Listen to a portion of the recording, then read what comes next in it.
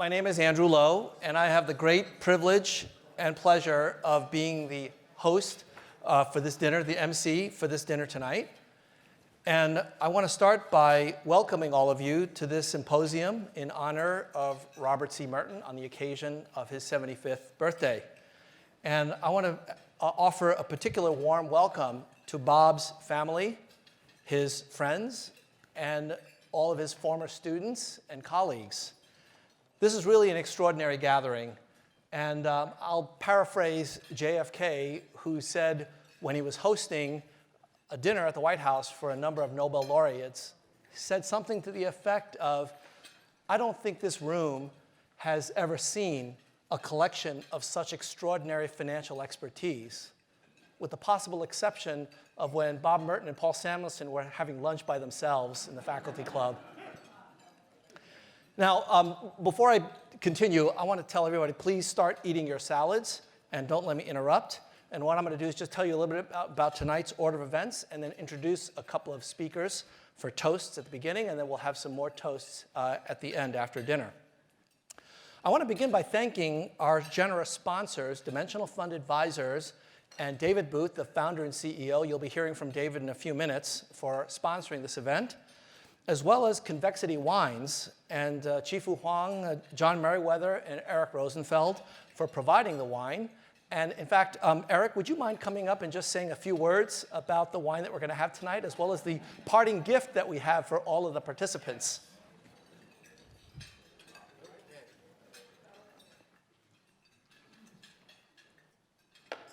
I'm reminded of Richard Nixon when he served wine at the White House. Everyone would get the riffraff wine, and he would get the Lafite, but that's not the story here. All right. After LTCM, a number of us were looking for some new investment ideas. We settled on a winery idea where we would buy reject grapes from cult vineyards at a fraction of the cost and create an almost perfect wine. It was DFA value investing as it applied to Cabernet Sauvignon. We called the wine Convexity. It seemed like a good name for us coming from fixed income, but also it seemed appropriate on so many levels, as nothing in our careers had been linear and straightforward. For Bob's 75th, we created a special vintage in his honor. We tried to find Bob's work that was the most meaningful to us. As fixed income guys, we settled on his research on risk structure of interest rates, in which he looked at how the yield on an asset would vary as the company became riskier. The equation describing this risk structure of interest rates came from my 1976 notes from 15433 that Bob taught. And we had it etched into this 18-liter bottle. As my former boss used to say, go big or go home. So we went big. And by the way, finance practitioners refer to this as the Merton model. And it's been etched on a slightly smaller version for every couple to take home tonight. And just as an advertisement, a limited amount of this wine is available for purchase at the Friends of Bob pricing. Okay, so for my toast to Bob, I will simply read from the back of the bottle. This special bottle of Convexity has been produced in honor of Robert Merton's 75th birthday and in recognition of the inspiration Bob has been for all of us, both in and outside the classroom. Thank you, Bob, for all that you have given to us.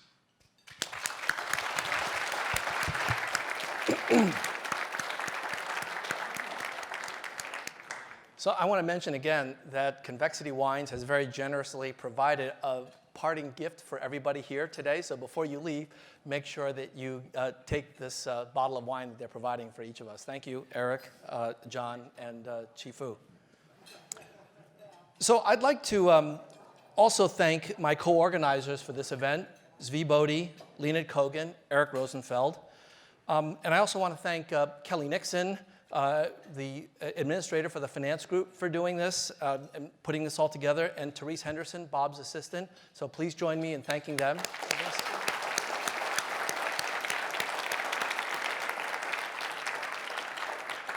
There are a number of administrative staff that have helped in addition to Kelly and Therese, and Zvi will recognize them in his remarks tomorrow.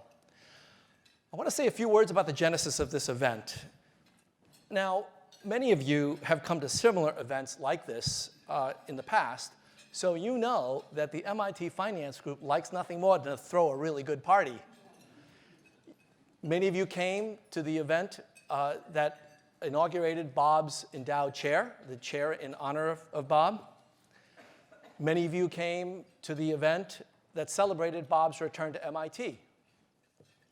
Many of you came to the event that celebrated Bob's appointment to the Sussman Fellowship last year. And so by now, you've probably gotten the impression that all that the MIT Finance Group does is throw these parties for Bob. Well, you would be wrong. We also threw a party for Stu Myers last year. Now,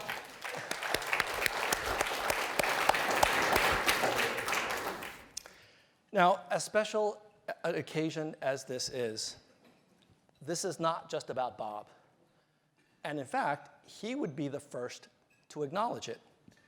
It's about celebrating the theory and practice of finance that certainly Bob played a huge role in, but many others did as well, particularly those in this room.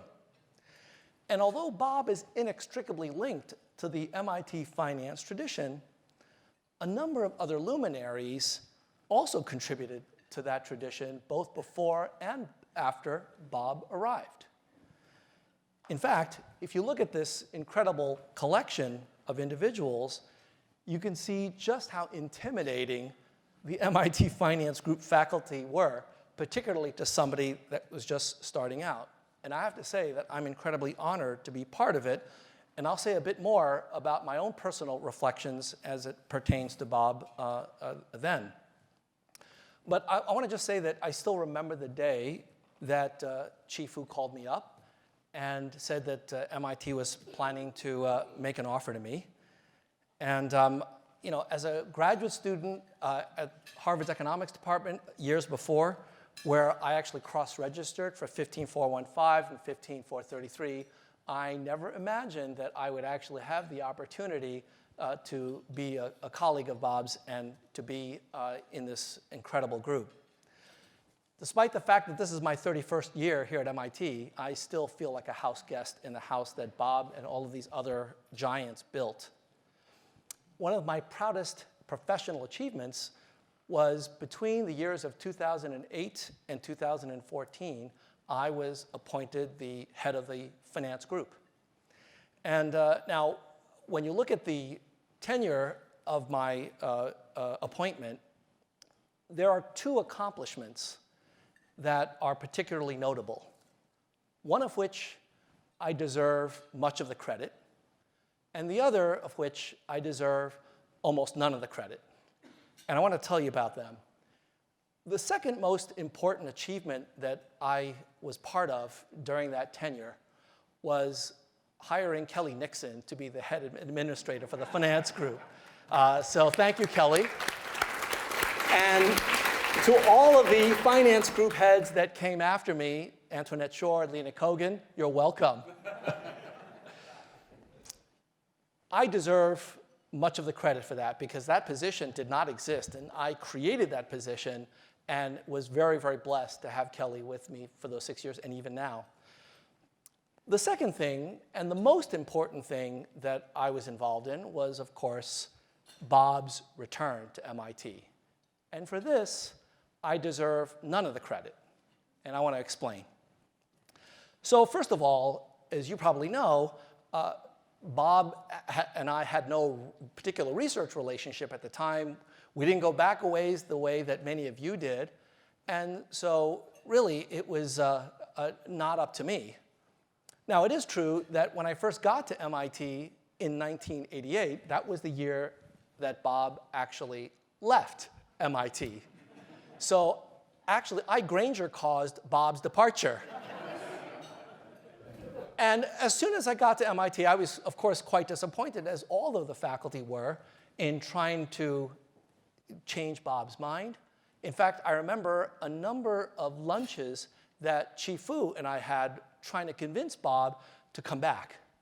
And it was literally one year after the other, right around the same time, around recruiting season, we would have lunch with Bob. He would be very polite and host us at the Harvard Business School because that's where they could find parking. And, but every year we would ask him, he said, I really need to give this a try. A lot of people went to a lot of trouble to do this, and I just want to see if it'll work, but thank you very much. Let's keep in touch. And he was just very gracious about that. And then, of course, when Chifu left, we wanted to continue the conversation, but I didn't really feel like it was my purview to be asking Bob whether or not he'd be ready to come back. And so John Cox was part of the conversation and others. But in 2008, when I became group head, it became my purview. And so then, as a representative of the finance group, I actually had the authority as well as the responsibility to talk with Bob about this. And as you know, in 2009, we made him an offer. He accepted, and he came back in 2010. So what changed? Well, this is where I want to explain why I deserve no credit. Two things changed. Two things were different. The first is that we had a financial crisis in 2008. And that meant that finance became a four-letter word. And all sorts of inappropriate things were being written, both about theory and practice. And that upset a lot of us at MIT, as well as at Harvard and other universities. But the second notable thing that happened was that in 2009, we introduced the Masters of Finance program. Now, you might think introducing a one-year program in finance on the heels of the financial crisis, the worst financial crisis in our lifetimes, was a pretty crazy thing to do. And it was. It was crazy. But our dean and all of our colleagues here at Sloan, not just in finance, but in all of the areas here at Sloan, acknowledged that the reason we had a financial crisis is not because there was too much financial wisdom out there. It was quite the opposite. There was not enough. And so we agreed as a school, and ultimately as an institute, because this had to go through all the levels of MIT, to launch a Master of Finance program in the midst of this financial crisis. And so those two reasons together were enough to convince Bob that it was time to move. In Bob's own words, we needed him, and now was the time for MIT to play a unique role in this effort. So that's why Bob came back to MIT. And by the way, I should tell you that the way that recruiting works, the area heads and the group heads have nothing to do with making offers. The offers come from the dean's office. And we are not authorized, even as the head of the finance group, I was not authorized to talk with Bob about salary, teaching load, all of the things that academics typically move from one university to another for. And that was well above and beyond my pay grade. But I've been told that Bob was hired back from Harvard to MIT, not with the lure of a much higher salary or a zero teaching load. In fact, at Harvard, Bob was a university professor, a very small number of faculty appointments that carry basically no responsibility whatsoever other than just to be smart. No teaching load. When Bob was hired back from Harvard, I don't believe he was offered much of a raise, and he was certainly not offered any different teaching load. The dean said, Bob, you've got a 0 teaching load at Harvard. You have a 0 teaching load here. And yet, when Bob came back, he taught a full course load, 2 courses, 2 different preps, every single year he's been here, including the years that he's been eligible for sabbatical, which he has yet to take. So that tells you something about Bob's motivation and his reason for returning. That's what we're celebrating today. In addition to Bob's birthday and his accomplishments, we're celebrating the theory and the practice of finance that he and all of you who are here with us tonight have really implemented and expanded in ways that none of us have ever expected, and all of us have benefited from so richly. And if that's not worth throwing a party for, I don't know what is. So Bob, thank you for being here. Thank you for being with us at MIT, for inspiring all of us, and thanks to all of you who are here with us tonight.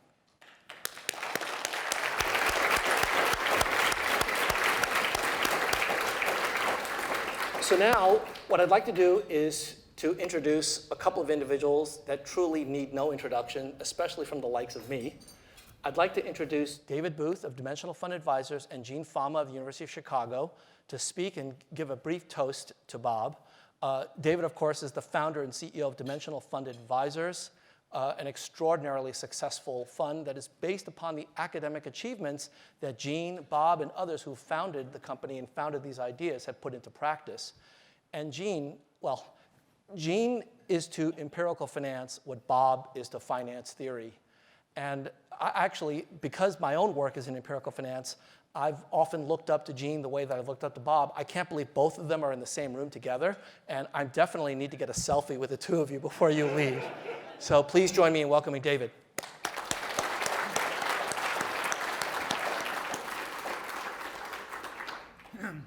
Thank you. It's a very exciting evening. Well, I have a daughter that just got her MBA last year and is going to work now. And so I was, of course, being the parent, talking to her about how easy she had it, and how tough we had it. I didn't even get into the, I had to walk 5 miles, uphill both ways. But I did tell her, we had to spend the evenings, many an evening down at the computer center, keep punching in punch cards and things like that. And she really had it easy. And she thinks for a minute, and she goes, Dad, is it true that you got your MBA before the development of the Black-Scholes-Merton option pricing model? I said, that's true. She said, is it true that you got it before the development of the Merton intertemporal capital asset pricing model? I said, that's true. She said, well, what did you study? So that just gives you an idea that how important the study and Bob is even, for MBA programs even today. And it also to me shows how much things have changed over time. I thought we had plenty of stuff to study. Gene made sure of it. Believe it or not, this fall will be 50 years since I took his course. Like a quick 50. Yeah. Yeah. The term paper will be next week. I'll get it in. Okay. So, but it's important to celebrate. If you look at one of the things that strikes me as crazy is if you look at the developments in finance over the last 50 years, to the average person, I think they think the only development was the ATM, and yet we all here realize the huge benefit of the option pricing, the multi-factor theory, all the empirical research, all the huge advancement. If you look on the investment side, the average person is getting a much better deal today than they did 50 years ago. Fees are down, risk controls are up. It just has a much better landscape for investing. And yet we get this pushback. finance is no longer the #1 concentration in the MBA program at Chicago. Hard to believe. So we need to celebrate that. Something's gone wrong. We all know the value that's been created, but we just need to celebrate it more and educate the public at large somehow. One of the things that struck me today was Harriet's talking about, RKM and RCM, and I talked to her afterwards and I said, look, it seemed interesting to me. Here you have RKM studying social issues, major social issues, discrimination, whatever, and not much math. Bob, when we development of these, of ICAPM and option pricing, was a math guy, but over time has developed a huge interest in social problems.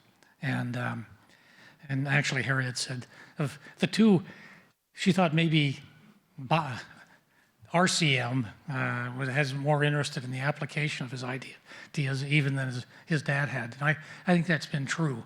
I've been, following Bob around for a number of years now, and just the response he gets from his ability, not only his great ideas, but his ability to communicate. So where we go from here is, I don't know, but I think the goal of all of us is to help improve people's lives. And to do that, kind of a key part of that is going to be better and safer financial services.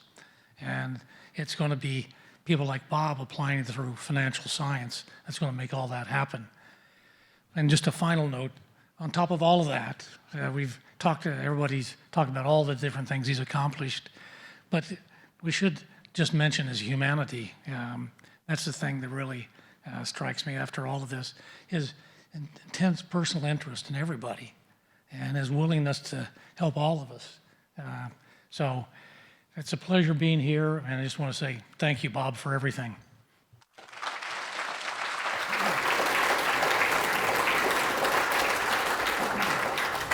Thank you. Gene?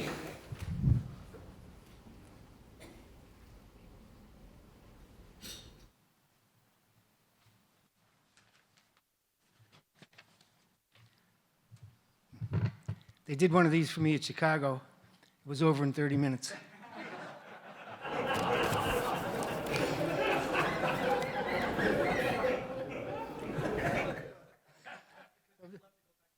Yeah, right.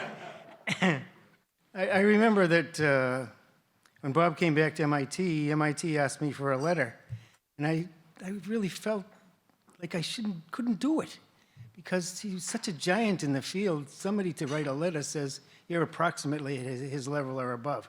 That's clearly not appropriate. So I was wondering why they were even looking for letters. Now, Bob got the Nobel Prize for his options work with Myron and Myron Scholes. By the way, Myron was one of my students.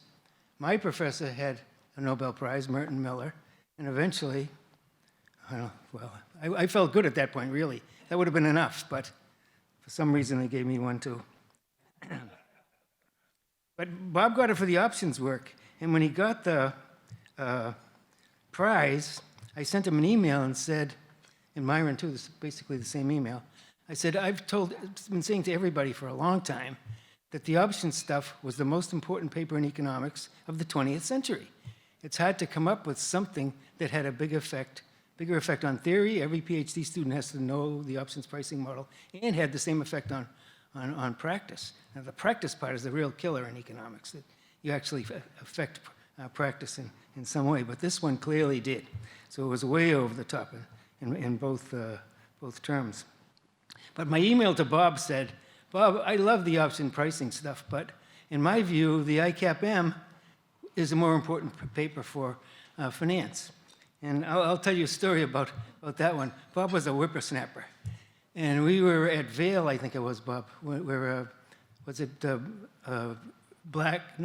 was Marshall Bloom and Irwin Friend had a conference. And Bob gave this ICAPM paper, and when he got done, we were talking, four of us, and he said, no, this is basically all you have to know in asset pricing. don't know what I'm going to do after this. And I said, boy, this guy really has a lot of chutzpah. And it took me, you know, I'm a mathematical idiot. I'm orthogonal to Bob in terms of techniques. I'm a French major as a college student, so my math is very thin. I'm an intuitive economist. But it took me about 10 years, then finally I said, damn, he's right. That is all you have to know in asset pricing. So I took 2 years out of my life, and I wrote a paper basically translating that paper into words I could understand in discrete time. So I've been a big fan of that work, obviously. So all of the Farmer French stuff, for example, I tend to put into that framework. Now, we tried a couple of times to hire Bob at Chicago, and he never came. So finally we gave up, and we gave him an honorary degree, a university honorary degree, which is only granted to the very highest people in academia. This was long before he won the Nobel Prize, so everybody was thrilled about that. But you know, Bob really has a fantastic research record. He's part of a generation that created finance. We were lucky though, but when we did it, it was like shooting fish in a barrel, right? There was really nothing to worry about. But all I can think about is, think of how much better his record would be if he had come to Chicago.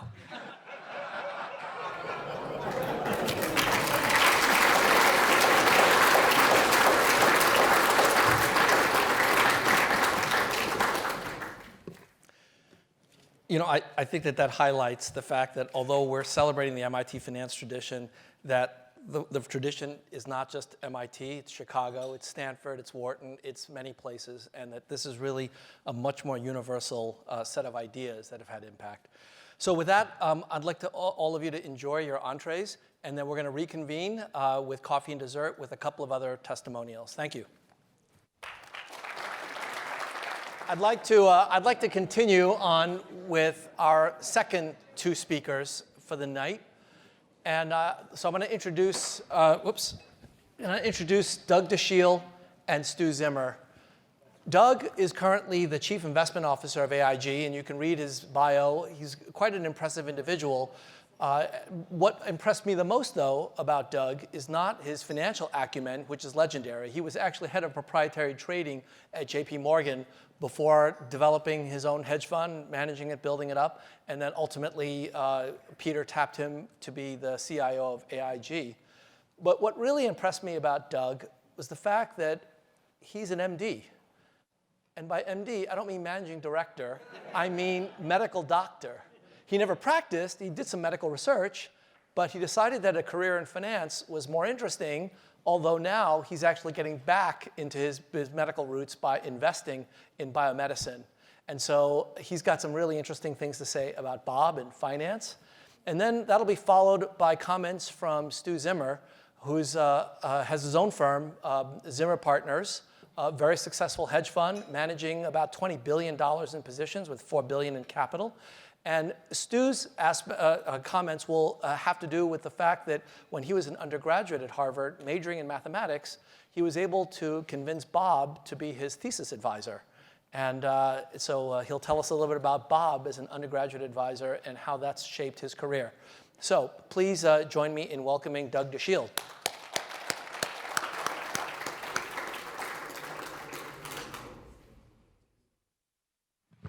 Thank you. The first thing you always want to do is figure out what your competitive advantage is. So I sized up the audience today, and I realized that my competitive advantage certainly wasn't going to be to discuss anything about finance, but my competitive advantage would be to discuss immunology, because how many immunologists really are in this room? And there's an interesting linkage to immunology in my tale to becoming a Mertonian. And Bob has never even heard this story of how I actually became interested in finance. So it was 1985, I was a medical student, and I was doing research in immunology. And I had a doctor who I was working for who wanted to make sure I wouldn't quit medical school. So he wanted to, because medical school is miserable. I don't know how many people here have family members or children in medical school. It's a horrible experience.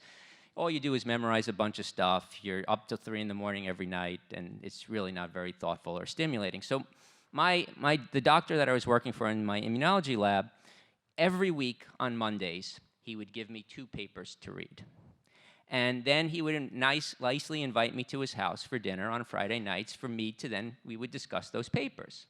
Well, one day he gave me his usual 2 papers, and this is actually quite interesting, the 2 papers he gave me, and it's quite significant for MIT. He gave me 2 papers. The first paper was an immunology paper, and that immunology paper was written by Susumu Tanagawa, who's a professor at MIT.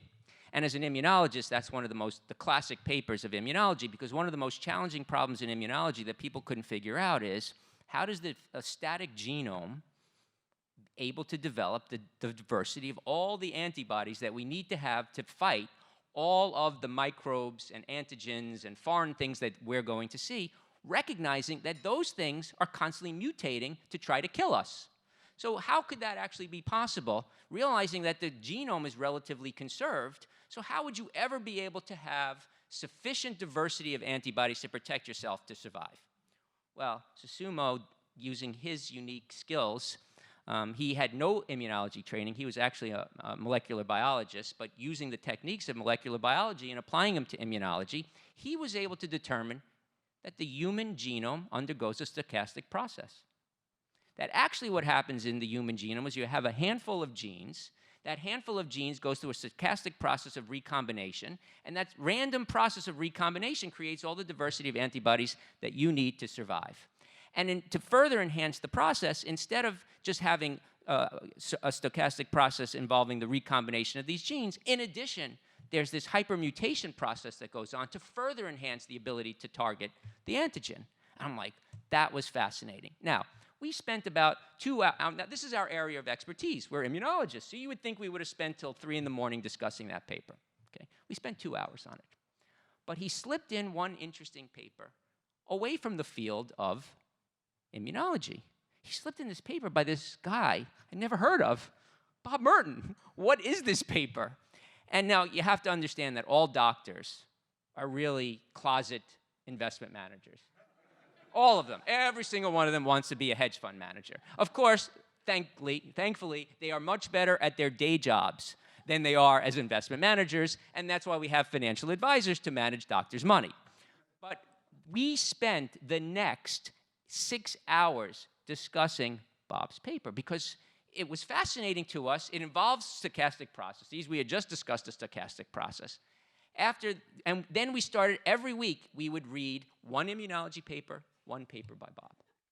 So everybody in this room discussed all of the implications of Bob's work to the field of finance, to the field of economics. But I see, and you would have no way of knowing this, the ability of his work to transcend just pure finance and get involved in things like medicine. It was actually miraculous. Now, I had a big decision to make because either I was going to take the concepts of Bob and apply them to immunology research, or I was going to take the things I learned in science and apply them to finance.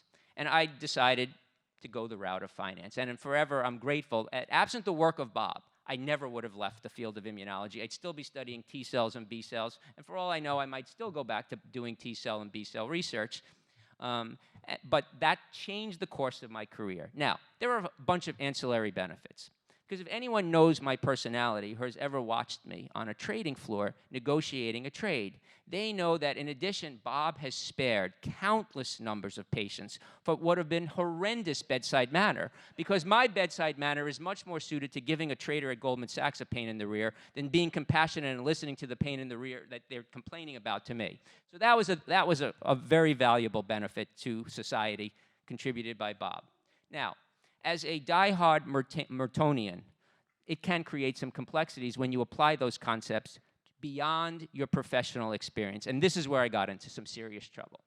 In my personal life, I began to apply these real option theories to things like dating and marriage.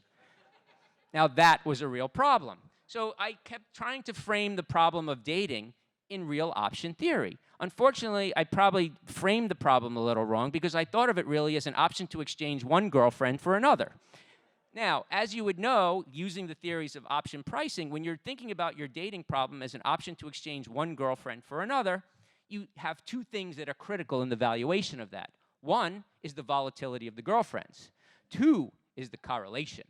So as a result, I wisely recognized that negative correlation between the girlfriends was going to be the most success to maximize the value of the option to exchange one for the other.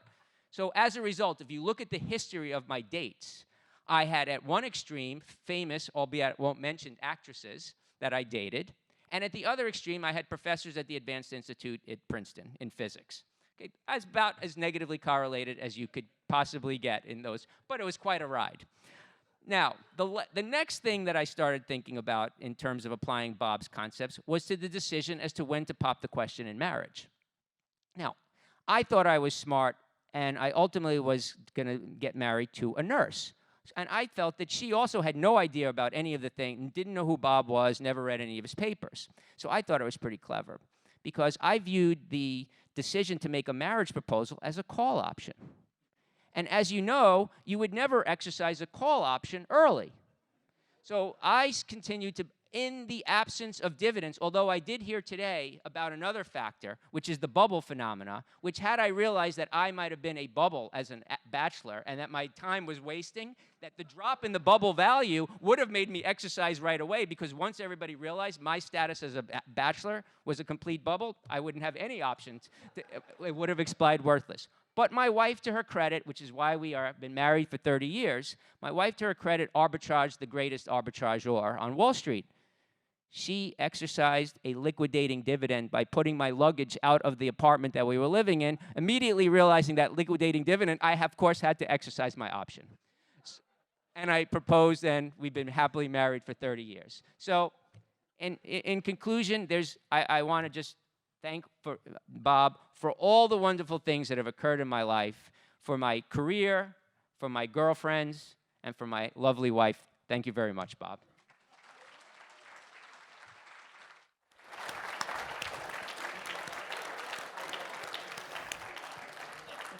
Doug, thank you for those comments. You give entirely new meaning to the idea of tail risk, so we'll have to talk about that. Sorry. Please join me in welcoming Stu Zimmer to the podium.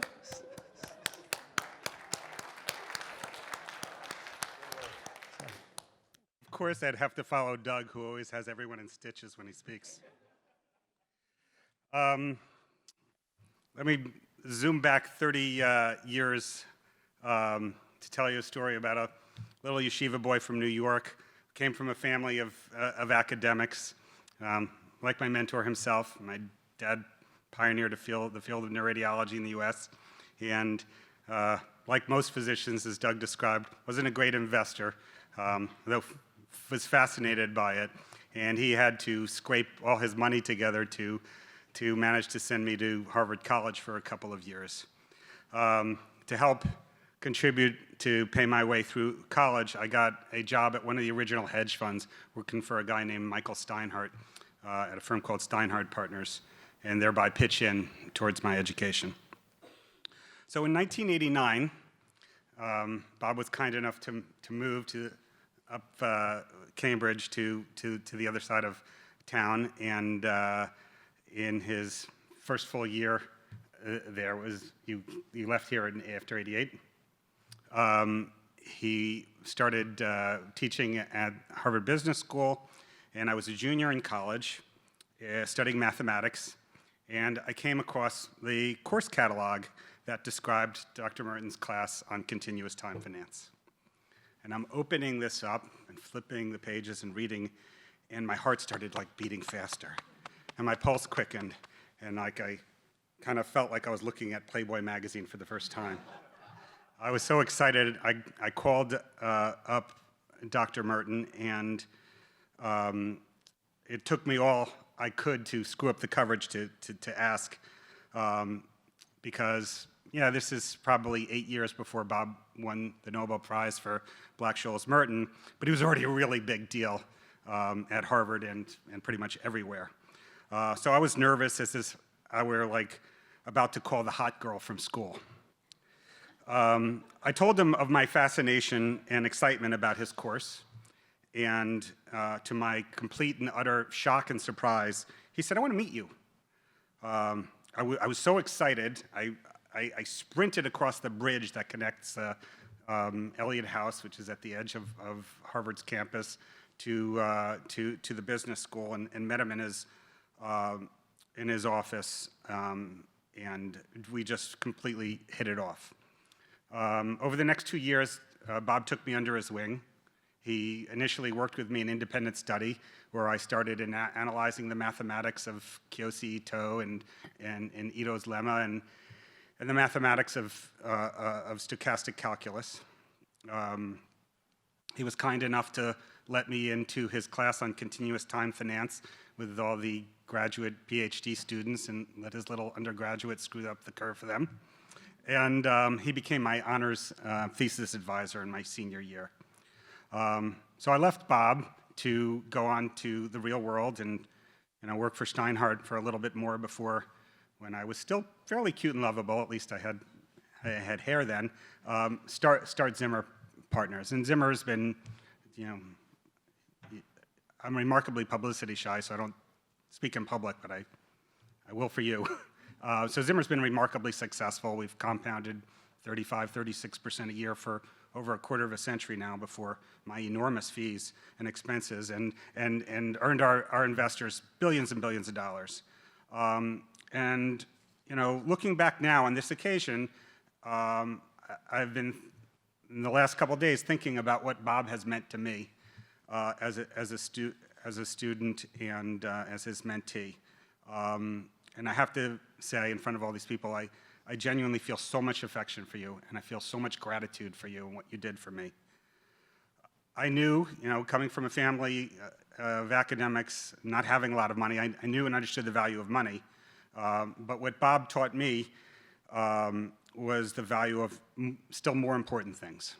Bob taught me the value of humility.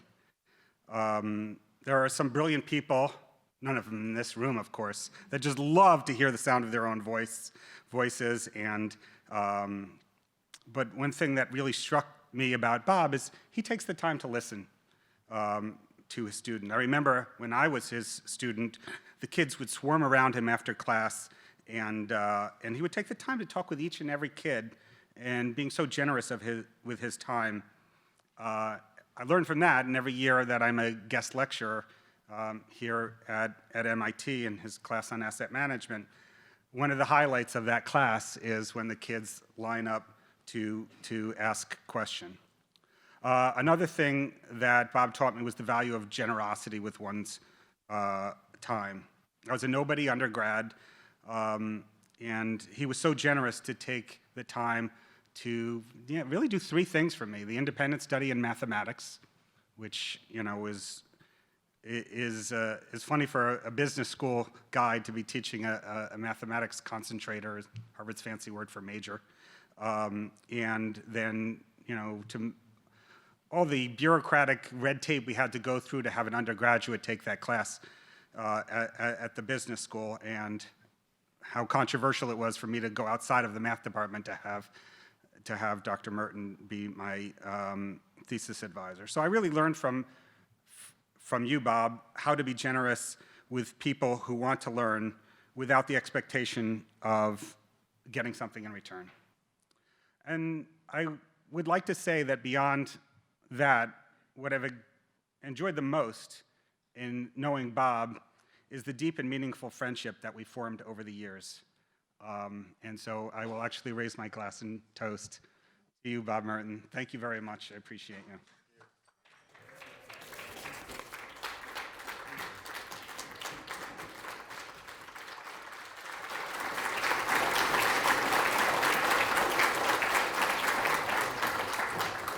Thank you very much, Stu.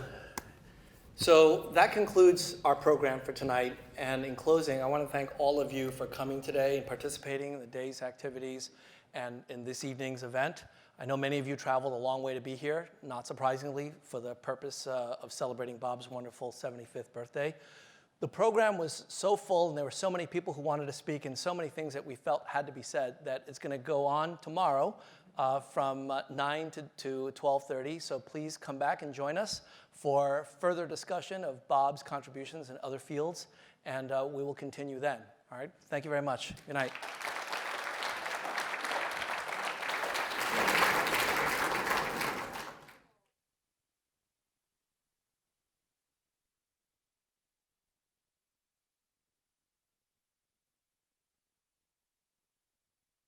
it wasn't on the program, but Bob, sorry.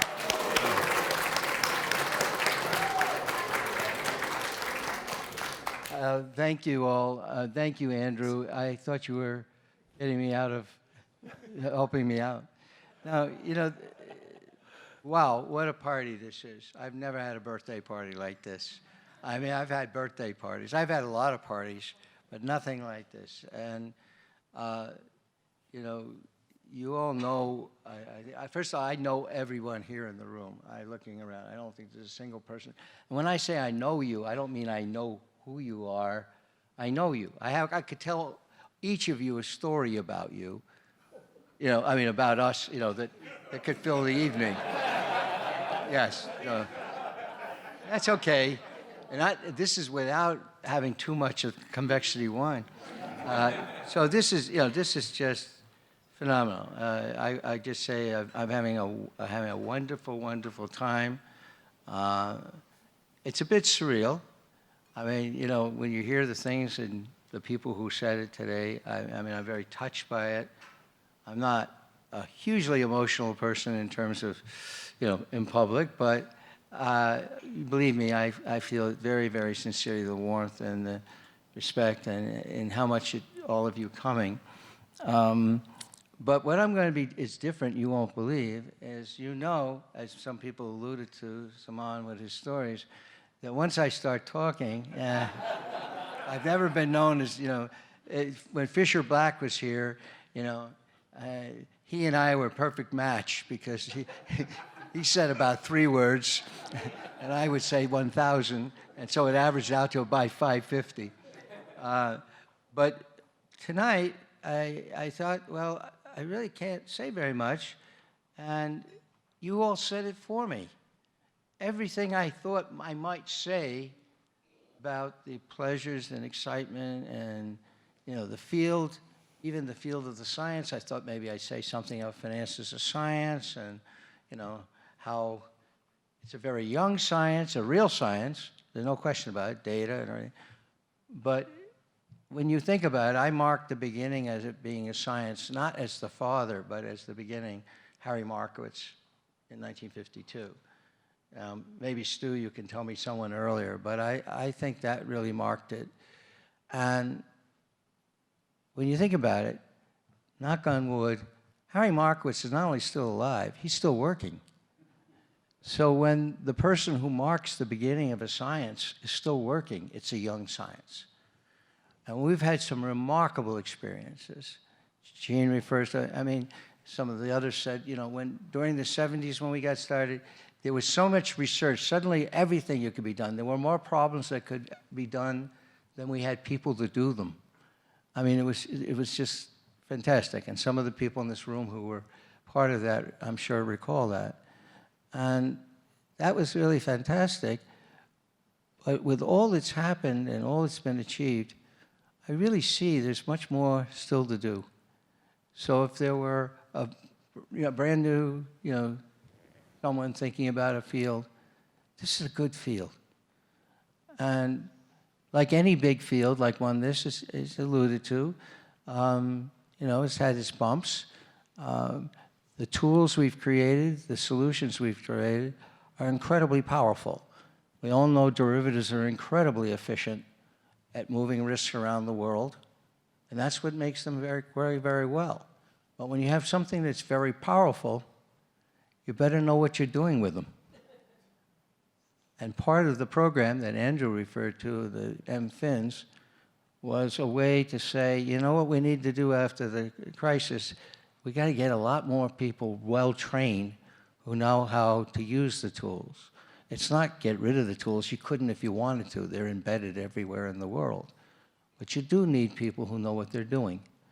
And that seemed like a pretty good mission for MIT and for me and my colleagues. So I'm delighted to be back. The only other thing I'd like to mention, I can be not nostalgic, but I can't resist mentioning, particularly with so many of my family members here. This building, by the way, this floor didn't exist. But I went to school, I came to MIT as a student in 1967. That's a long time I was a student in this building. The tower across the parking lot that you'll see if you go out the door, 30-story, 28 stories, I was the first resident of that tower. It was brand new. Guess what? They're talking about taking it down. Now, you know you've been somewhere for a long time when you moved into a 28-story building, new, and they're taking it down. So in more than a half century, of course, as you know, I'm in the new building.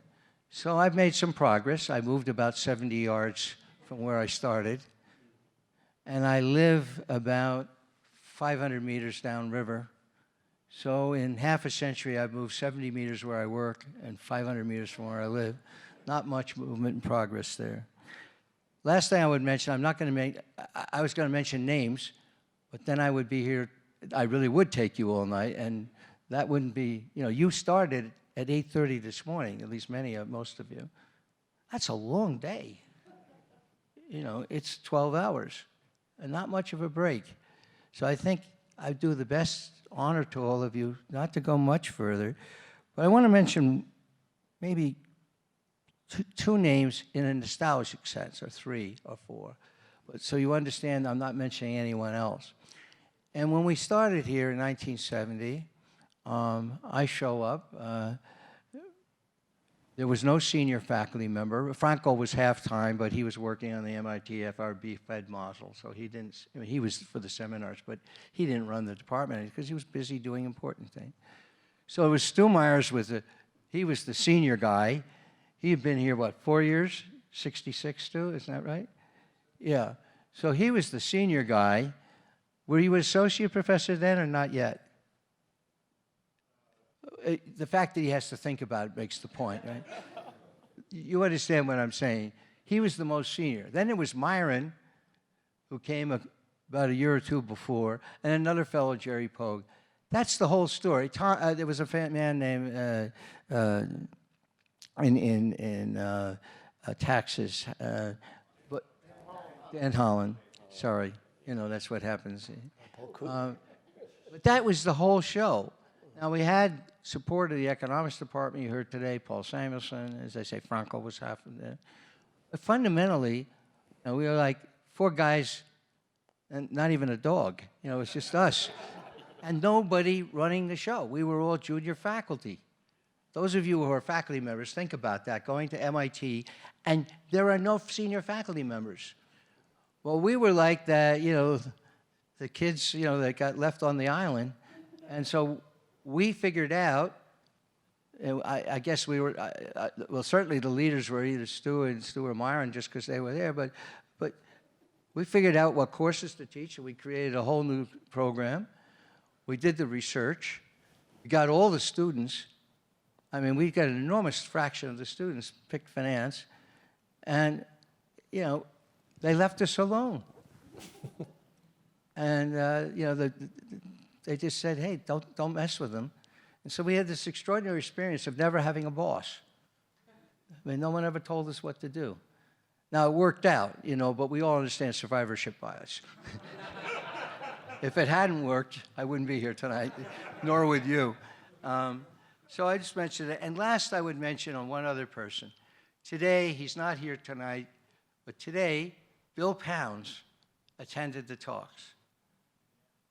Now, Bill Pounds was the dean of the Sloan School and when I was hired.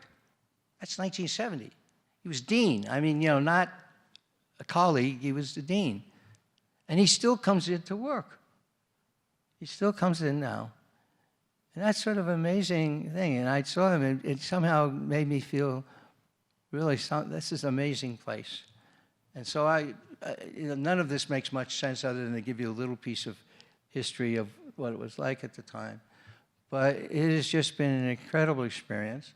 I've had many great good fortunes, but this one has to match as being right up there at the top as an experience. And I'll always remember this and treasure this, that my family could be here, that all these people, every one of you was here, and what you had to say. And I'm looking forward to tomorrow to hear some more. I mean, I'm not done. So thank you all very much, and get a good night's sleep.